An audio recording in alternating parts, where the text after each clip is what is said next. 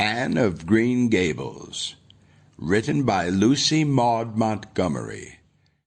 Narrated by Giuliano and the Icon Players.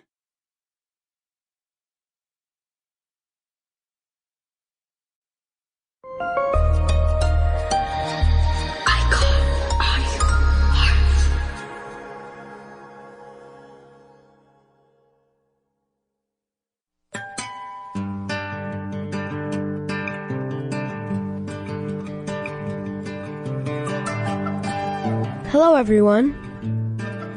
Even though I'm a kid, I understand how important the art of storytelling has always been.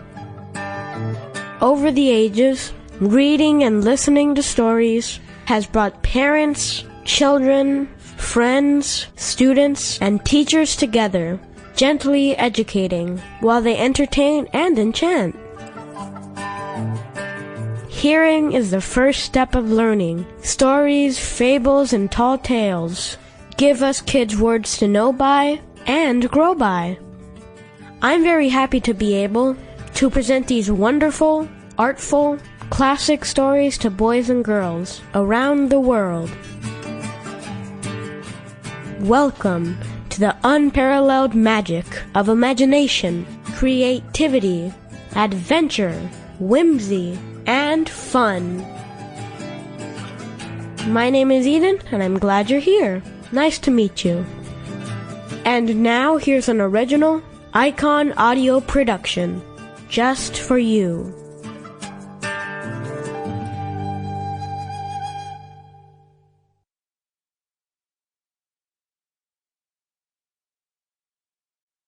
Chapter 1. Mrs. Rachel Lynde is Surprised.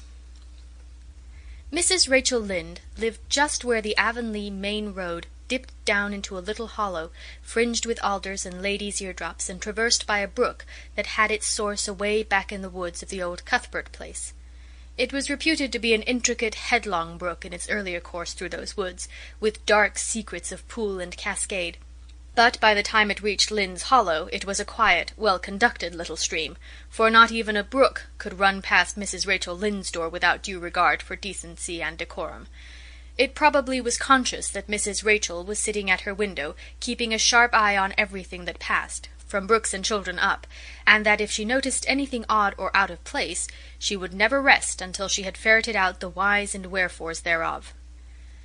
There are plenty of people in Avonlea and out of it who can attend closely to their neighbours' business by dint of neglecting their own. But Mrs. Rachel Lynde was one of those capable creatures who can manage their own concerns and those of other folks into the bargain.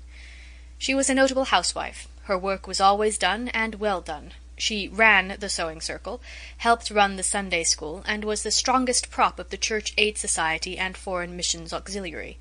Yet with all this, Mrs. Rachel found abundant time to sit for hours at her kitchen window, knitting cotton-warp quilts. She had knitted 16 of them, as Avonlea housekeepers were wont to tell in awed voices, and keeping a sharp eye on the main road that crossed the hollow and wound up the steep red hill beyond. Since Avonlea occupied a little triangular peninsula jutting out into the Gulf of St. Lawrence, with water on two sides of it, anybody who went out of it or into it had to pass over that hill road, and so run the unseen gauntlet of Mrs. Rachel's all-seeing eye. She was sitting there one afternoon in early June. The sun was coming in at the window, warm and bright. The orchard on the slope below the house was in a bridal flush of pinky-white bloom, hummed over by a myriad of bees. Thomas Lynde, a meek little man whom Avonlea people called Rachel Lynde's husband, was sowing his late turnip seed on the hill field beyond the barn, and Matthew Cuthbert ought to have been sowing his on the big red brook field away over by Green Gables. Mrs. Rachel knew that he ought, because she had heard him tell Peter Morrison the evening before in William J. Blair's store over at Carmody that he meant to sow his turnip seed the next afternoon. Peter had asked him, of course, for Matthew Cuthbert had never been known to volunteer information about anything in his whole life. And yet here was Matthew Cuthbert at 3:30 on the afternoon of a busy day, placidly driving over the hollow and up the hill. Moreover, he wore a white collar and his best suit of clothes, which was plain proof that he was going out of Avonlea. And he had the buggy and the sorrel mare, which betokened that he was going a considerable distance. Now, where was Matthew Cuthbert going, and why was he going there? Had it been any other man in Avonlea, Sample complete. Ready to continue?